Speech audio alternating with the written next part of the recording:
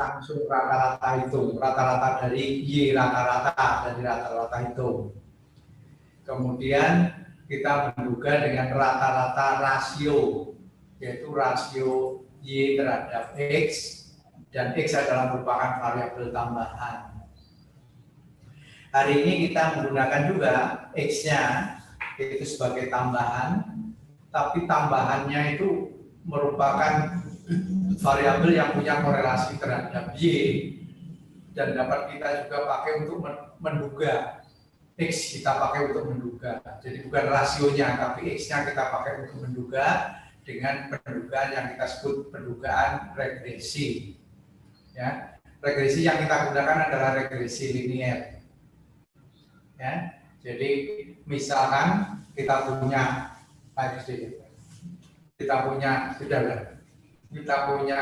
populasi berukuran N besar, kita ngambil sampel berukuran N kecil, sampel dari contoh acak sederhana. Dari setiap unit, ya, setiap unit pengukuran dari N tadi kita ukur X sama Y. Ya, kemudian kita bisa mengetahui atau kita bisa nanti menduga rata-rata X-nya, ya, dari X, variabel X-nya, sehingga kita tahu mu X-nya, dan Y kita tahu mu Y-nya. Sehingga kita dengan persamaan regresi linear kita bisa membuat persamaan nomor 1 ini, yaitu Y pakai topi, Y juga, jadi Y regresi dari sampel sama dengan Y rata-rata plus B, ya, mu X dikurangi X rata-rata. Mu-nya adalah mu dari tahun yang lalu, penjualan tahun yang lalu, ya. Nah, Y pakai topi regresi linear adalah nilai dugaan dari mu Y. B koefisien regresi, Y adalah nilai rata-rata contoh untuk variabel Y. X rata-rata nilai contoh dari variabel X. Coba kita lihat. Nah, dari persamaan satu tadi, yang persamaan satu adalah Y juga sama dengan Y rata-rata plus B dalam kurung mu dikurangi X rata-rata. Kalau B-nya sama dengan 0, artinya Y regresi linear sama dengan Y rata-rata. Artinya penyertaan X tidak banyak memberikan informasi tambahan terhadap Y. Jadi artinya X tidak berpengaruh terhadap Y. Jadi sekali lagi, kalau persamaan 1, B-nya itu sama dengan 0, ya, B-nya sama dengan 0, artinya Y rata-rata regresi sama dengan Y rata-rata itu. Jadi tidak ada manfaatnya pengikutsertaan dari variabel X. Nah, kalau B-nya tidak sama dengan 0, itulah baru punya arti bahwa penyertaan X ada sumbangannya terhadap Y. Nah, yang perlu kita hitung apa? Yang perlu kita hitung adalah naik ke atas ini. Yang perlu kita hitung adalah B-nya, koefisien regresinya. Ini sudah kita pelajari pada waktu semester 4. Ya, B-nya seperti persamaan 2, terus ragam regresi linearnya juga sudah kita pelajari pada metode pengantar analisis regresi pada semester 4. Ya. Kemudian karena ragam regresinya tahu, berarti kita tahu koefisien, ya. Jadi kita tahu bahwa simpangan regresinya adalah akar dari S kuadrat Y regresi linear. Karena kita tahu B, kita punya standar deviasinya, kita bisa menghitung rata-rata regresi linearnya, kita bisa menghitung simpangan dari regresi linearnya. Jadi galan bakunya adalah T alfa per 2 kali simpangan dari Y regresi linear. Ya, jadi T alfa per 2 adalah kesalahan maksimal yang didapat kalau kita menggunakan pendugaan regresi linear. Ya. Jadi contohnya gitu, kita ambil contoh misalkan dari perusahaan ada 100 perusahaan, dari suatu perusahaan memiliki 100 cabang, bertujuan untuk menduga rata-rata penjualan pada tertentu, ya.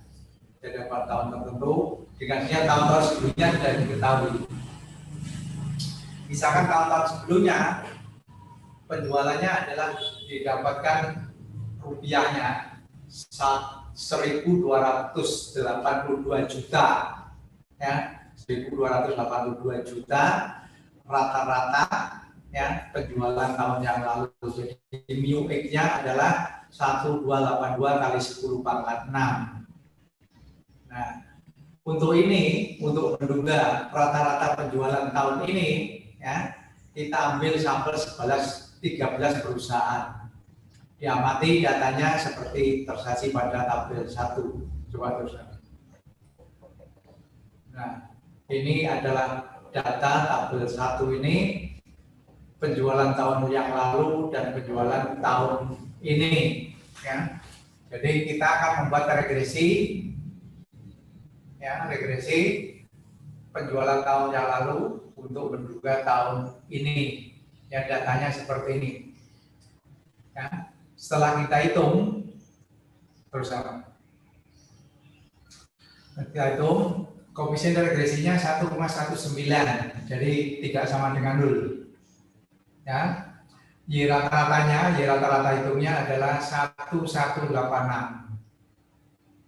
Kemudian X rata-ratanya adalah 1042. Jadi Y rata-rata regresi linearnya adalah 1186, ya, titik 31 ditambah 1,19 ada B kali 1282 adalah rata-rata hitung tahun yang lalu dikurangi rata-rata X yang sekarang. Rata-rata Y dikurangi rata-rata X, ya. Jadi hasilnya 1471. 959,689. Simpangannya 30,98.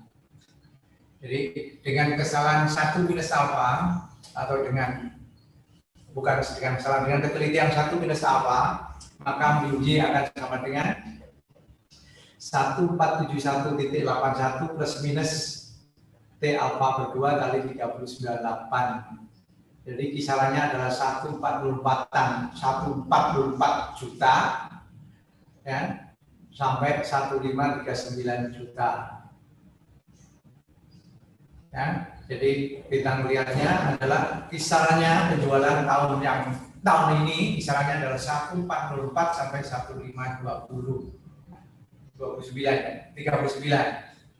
ya, dengan kesalahannya batas skalanya anggap aja kalau T alfa per 2 sama dengan 2 berarti 2 kali 30 jadi 61 hampir 61 hampir 62 jadi 1417181 plus minus 62 juta. Ya, jadi sekali lagi, jadi dengan melihat ini, nah nanti kita lihat kalau dibandingkan dengan penduga rasio bagaimana, dengan penduga yang rata-rata itu bagaimana, kita lihat berikutnya ini coba. Nah, jadi kita punya 3 penduga sekarang, yaitu penduga rata-rata hitung, rata-rata dengan rasio, regresi. Ya. Dari teladan yang pertama, ya, teladan pertama kita bisa menghitung dari data teladan 1 kita bisa menghitung lagi. Y rata-ratanya adalah 1186, jadi rata-rata hitungnya 1186, ragamnya 15495, penduga rasionya rata-ratanya adalah 1459, S kuadratnya 901,09, dan penduga regresinya adalah Y rata-ratanya regresi adalah 1471, terus kemudian ragamnya 959,69. Kita bisa bandingkan, kita bisa melihat ragamnya. Ragam rata-rata hitung, ya, ragam dengan penduga biasa tanpa menyertakan X adalah 15495. Dengan menggunakan rasio kita tambah X, ya, sebagai rasio 1459. dengan menggunakan X tapi sebagai dengan penduga regresi, ya, itu 959.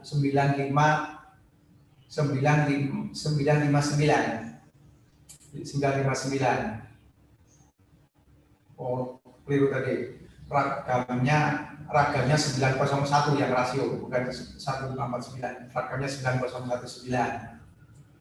Nah, kalau kita melihat ragam itu, ya, itu kebalik dengan ketelitian bukan A terhadap B, tapi kebalik B terhadap A, ya, B terhadap A. Bisa jadi, Mas? Tidak bisa. Tidak bisa.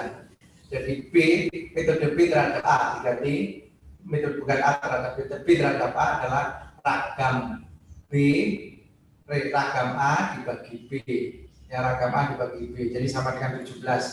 Jadi artinya kalau menggunakan penduga rasio, penelitiannya 17 kali, ya, dilihat dari ragamnya. Kemudian kalau C terhadap A 16 kali, jadi terhadap kalau menggunakan regresi 16 kali.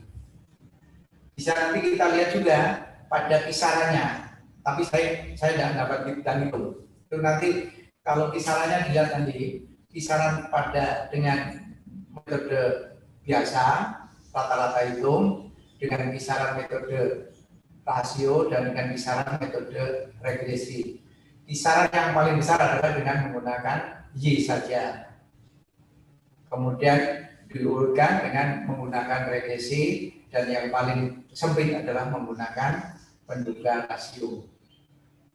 Apakah penduga rasio selalu lebih kecil dibandingkan regresi? Ya, belum tentu.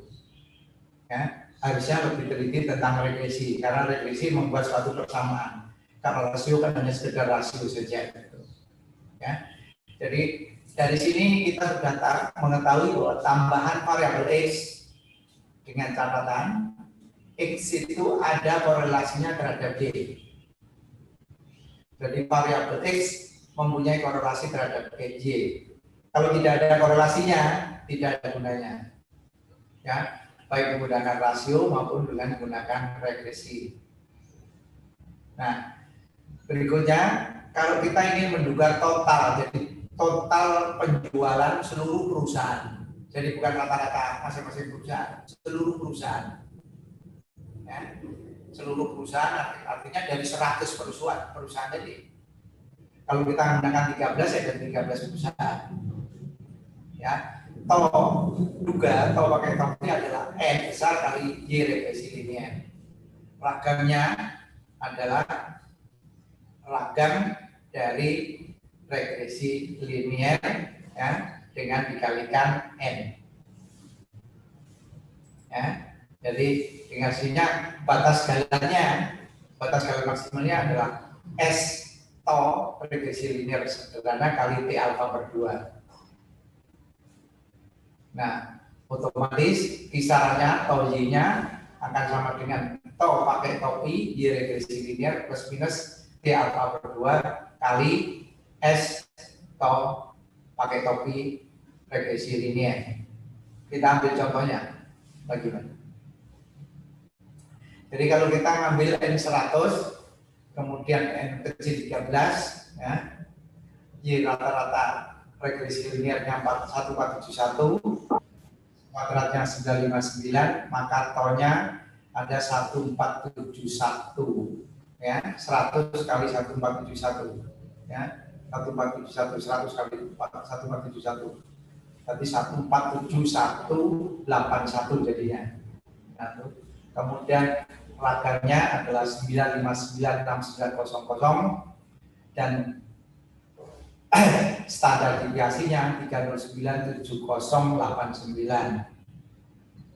Kesalahan maksimalnya, ya, kesalahan maksimal 6750.30. Jadi kisarannya berapa? Kisarannya paling kecil 140430, paling besar 153931. Jadi total penjualan adalah 140430 paling kecil, ya, juta, paling besar 153931 juta. Ya, jadi Saya ulang kembali dari depan. Baik, dari depan.